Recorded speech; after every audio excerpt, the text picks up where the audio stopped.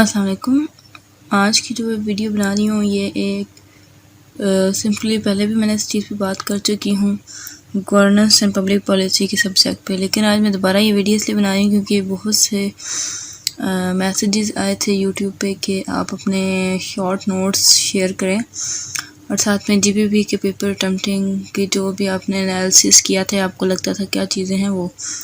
तो इस वीडियो में बेसिकली अभी मैं अपने जो शॉर्ट नोट्स है मैं उसका रिलेटेड आपसे बात करूँगी कि मैंने उसमें क्या चीज़ें इंक्लूड की थी। दूसरा ये कि पहले भी मैं ये चीज़ डिस्कस कर चुकी हूँ कि मैंने इसके लिए 2 बुक्स जो है governing the ungovernable by doctor Ishrat Husain और दूसरा Pakistan agenda for economic reforms का chapter 2 and 1 by Waqar Ahmed. ये 2 चीज़ें हैं जो एक CSS एस्पायरेंट के लिए हेल्पफुल है। इधर इट इज़ फॉर आपका पाक अफेयर्स, आपका करंट अफेयर्स, आपका DPP, आपका पब्लिक एडमिनिस्ट्रेशन, मतलब ऐसे पेपर में एनालिसिस बिल्ड करने के लिए ये बहुत हेल्पफुल है। तो इसके अलावा भी मैं डिस्कस कर लेती हूँ। बेसिकली मेरा 30 to 35 मैक्सिमम पेजेस थे, शॉर्ट नोट्स थे जो मैंने यूटिलाइज़ किए थे फॉर पेपर और एक दिन पेपर से पहले जस्ट उसको रीड आउट किया था। और बिलीव में जीपीपी की तैयारी मतलब आप कहें कि मैक्सिमम 4 आवर्स में आराम से होगी थी कि आप रिवाइज़ कर लो अपने सारे कॉन्सेप्ट्स जो आपने पढ़े हुए हैं। और इसका वैसे भी पेपर एक ही था तो इसलिए वो हेल्पफुल रहा।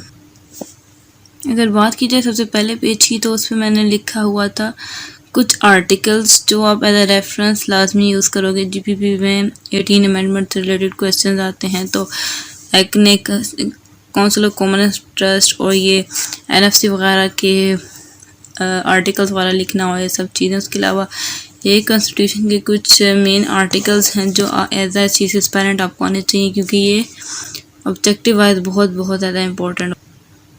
देन ये सिंपली ये पूरी थ्योरीज जो थी मैक्स वेबर की, वुडरो विल्सन की, ये सब थ्योरीज जो डिफरेंट उनकी थी तो उन सबको मैंने ये जस्ट ब्लॉक फॉर्म में लिख लिया। उनकी जो मेन कंसेप्ट्स हैं उनको ग्रीन पेन से लिख लिया और जो ये पॉइंट्स ऐसे लिखे इनको फर्दर आप हेडिंग में डिवाइड कर सकते हो, एग्जांपल्स दे सकते हो। तो ये चीज़ें जैसे आप एक दफ़ा रीड करोगे तो आपके बैक एंड में माइंड में चल रहा होगा, हाँ इस फॉर एग्जांपल इस फॉर्मुलाइजेशन से रिलेटेड मेरा क्या मतलब है, इंस्ट्रूमेंटलिज्म से मतलब ब्यूरोक्रेसी में क्या है, तो ये सब चीज़ें। इसी तरह जी ब्यूरोक्रेसी के रूल्स वगैरह। और ये अभी अगर recently civil servants rule act आया था 15 अप्रैल 2020 में, तो ये उसका पूरा फ्लो चार्ट था कि कैसे एक CS एस्पायरेंट को जो है ना आपकी डायरेक्टली रिटायरमेंट की तरफ लेके जा सकते हैं अगर वो अपना काम अच्छे से ना करे। ये आर्टिकल्स लिखे हुए हैं जो आपके डील करते हैं आपके आपके CSPs को और उनके राइट्स को। तो इस तरह से। और ये एंड पे सजेशन लिखी हुई है कि पाकिस्तान का स्टील फ्रेम, क्योंकि पाकिस्तान की ब्यूरोक्रेसी को स्टील फ्रेम कहा जाता है, तो आप कैसे उसको चेंज कर सकते हो, ये सब चीज़ें। उसके अलावा भी ये देखें ऑपोजिट टू ब्यूरोक्रेसी है आपकी जो new form of market based public services है, तो वो आपकी ऑपोजिट ऑफ ब्यूरोक्रेसी काम करती है। और ये एनालिसिस बहुत टाइम आ जाता है कि न्यू पब्लिक मैनेजमेंट और आपकी जो पाकिस्तान में ब्यूरोक्रेसी इसमें क्या डिफरेंस है और हाँ कैसे हम लोग उसकी अकॉर्डिंगली शेप कर सकते हैं। फिर रिकमेंडेशंस क्या है एंड नेशनल कमीशन के 2008 में नेशनल कमीशन जो था CSP से रिलेटेड 2019 में, दोनों को हेड डॉक्टर इशरत हुसैन ने किया था। तो इन दोनों में उसके मेन पॉइंट लिखें कि उसने क्या बातें की थी जो दोनों में कॉमन है, तो वो सब चीज़ें लिखी हुई हैं। तो हो सकता है कि आपका एनालिसिस की बेस पे क्वेश्चन आए कि discuss about the flaws of the CSS of over, हमारी क्या ब्यूरोक्रेसी के फ्लॉज है, ये मैंने जैसे लिखा हुआ है that we need to have reforms, क्या ज़रूरत है हमें रिफॉर्म्स, क्या प्रॉब्लम्स हैं, ठीक है। और उसके लिए रिकमेंडेशन हमारे पास क्या है, हमारे पास रेफरेंस उसका क्या है, और हम लोग न्यूजीलैंड में जो ब्यूरोक्रेसी चल रही है न्यू पब्लिक मैनेजमेंट में, हम उस तरह से कैसे मॉडिफाई कर सकते हैं। इसके बाद जी मैंने ये फेडरलिज्म, रेवोल्यूशन, डिसेंट्रलाइजेशन, ये बहुत इंपॉर्टेंट एक कंसेप्ट है जीपीपी में कि हम लोग बात करते हैं जो आपकी लोकल गवर्नमेंट है उसको डिसेंट्रलाइज होना चाहिए, डिवॉल्व होनी चाहिए, उनकी ऑटोनॉमी होनी चाहिए, क्वांटम आपकी फाइनेंशियल ऑटोनॉमी होनी चाहिए, पॉलिटिकल ऑटोनॉमी होनी चाहिए और आपकी जो भी लोकल गवर्नमेंट लेवल में एडमिनिस्ट्रेटिव ऑटोनॉमी। तो मतलब ये सारी डिसेंट्रलाइजेशन की टाइप्स हैं, तो वो आप सब इसके अंदर नोट डाउन करते हो। द प्रिंसिपल ऑफ सब्सिडियरिटी क्या होता है, उसका कंसेप्ट, तो ये सारी चीज़ें। तो 2 पेजर उस पर आप एक बना लोगे जो मैंने बनाया था। और 18 अमेंडमेंट की इम्प्लीकेशंस, ये भी इम्पोर्टेंट कंसेप्ट है कि हमारे 18th अमेंडमेंट, ये मोस्टली क्वेश्चन रिपीट होता है कि 18 अमेंडमेंट में कैसे हमारी इंस्टीट्यूशन को स्ट्रॉन्ग किया था और अभी भी स्टिल क्या फ्लॉज हैं या उसने क्या प्रॉब्लम्स क्रिएट की हैं, तो ये सब चीज़ें भी आती हैं। देन उसके बाद जी थ्योरीज थी हमारे पास कुछ जीपीपी की। पहले आई वुड सजेस्ट कि आप इन थ्योरीज को डिटेल पढ़ो, देन अपने अकॉर्डिंग, नॉट लाइक दिस। मैं तो मतलब कॉलम वाइज करके इजीएस्ट कंसेप्ट को, जो मेन बातें होती थी उनको ग्रीन में करके एंड देन उनको मतलब एक दफ़ा रीड कर लो तो समझ आ जाती थी। तो जैसे आपको इजी लगे you should carry that, but अपने शॉर्ट नोट्स में जस्ट शॉर्ट ही बातें लिखनी है। लॉन्ग नोट्स जैसे मैंने पहले एक वीडियो में दिखाए थे, तो उसमें से ही आपने लॉन्ग लिख कर उस चीज़ को, कंसेप्ट को इंटरनलाइज करके देन शॉर्ट नोट्स अपने ही अकॉर्डिंग बनाने हैं। देन केरला मॉडल है, वो भी बहुत इम्पोर्टेंट है हमारे उसके लिए जीपीपी के रिलेटेड, क्योंकि हम लोग अपने उनके केरला मॉडल और उसके एडमिनिस्ट्रेटिव मेथड से अपने उसको कंपेयर किया जाता है। हमारा एक ये मेजर चंक है जीपीपी के सिलेबस। और ये कुछ स्टैटिस्टिक्स हैं कि कैसे उसका बर्थ रेट और इन्फेंट मोर्टेलिटी रेट डिक्रीज़ किया था केरला वर्सेस इंडिया से कंपेरिजन किया कि एक स्टेट का और इंडिया का कितना डिफरेंस था ईयर वाइज ना 1991 तक 1951 से। तो ये एक अच्छा इस्टेब्लिश करने के लिए फैक्ट्स साइट पे लिखे हुए हैं। और how you can fetch from the Kerala model, तो आप इस चीज़ पे एक कंप्लीट डिटेल्ड अपना पेपर वो लिख सकते हैं,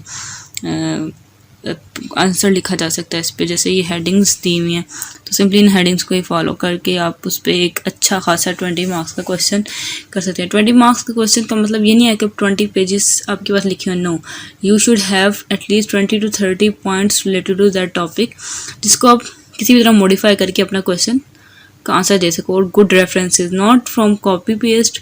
आप अपनी एनालिसिस करो, अपने एनालिसिस पे पेपर लिखोगे तो आपको जो भी आपका चेकर है वो उस चीज़ से इंस्पायर होगा या उसको वो चीज़ अट्रैक्ट करेगी।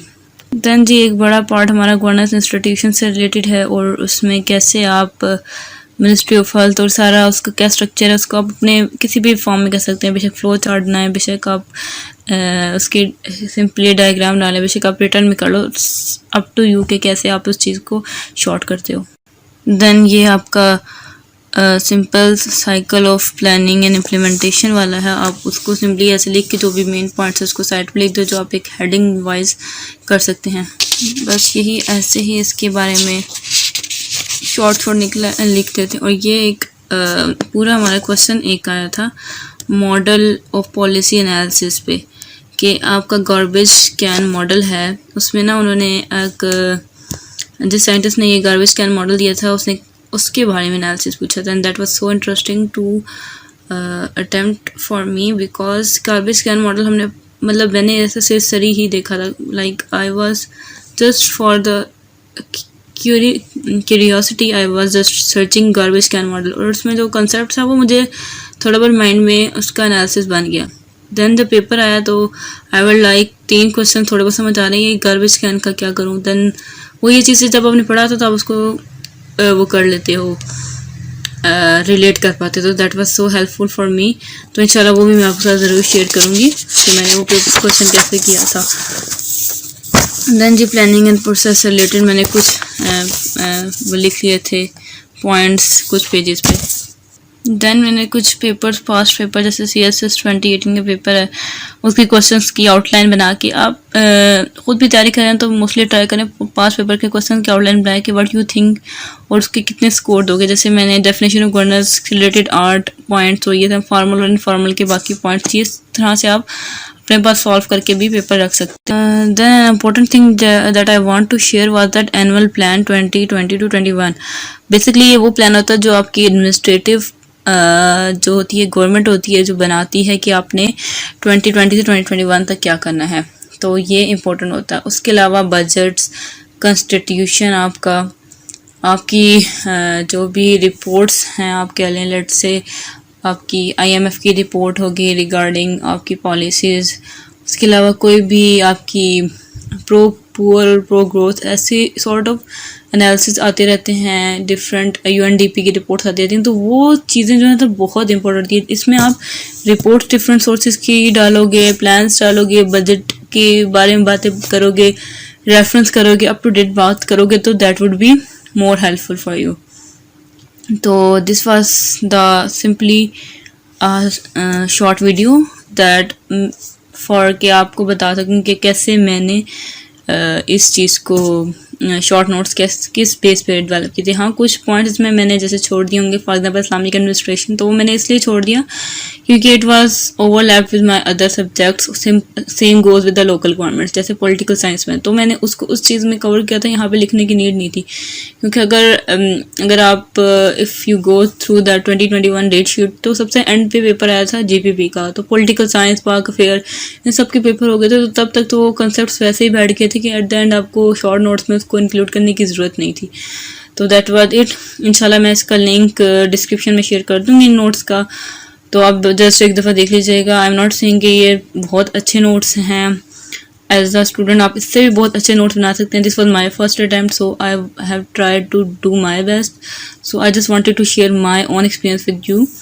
आई नो द एनजाइटीज़ जो स्टूडेंट्स को होती हैं, जैसे कि मुझे थी, तो सिमिलर एक्सपीरियंसेस को शेयर करने का मतलब बस यही है कि बस हम लोग सीखें इस चीज़ से। तो thank you so much, hopefully you it helped you a lot. Thank you so much.